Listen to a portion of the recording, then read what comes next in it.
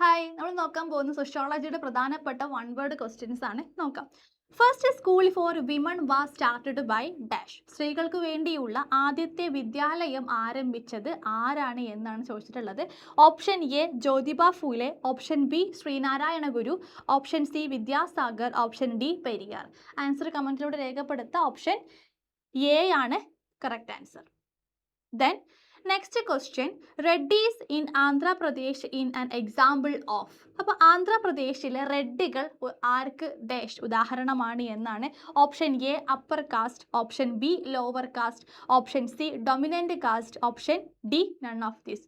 ഏതാണ് ആൻസർ വരുന്നത്? Option C ആണ് dominant caste. Then the concept of scientific management or Taylorism was introduced by.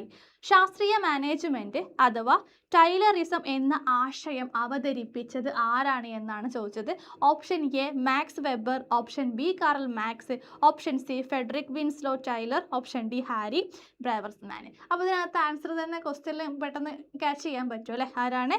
Taylor ആണ് അവതരിപ്പിച്ചിട്ടുള്ളത്.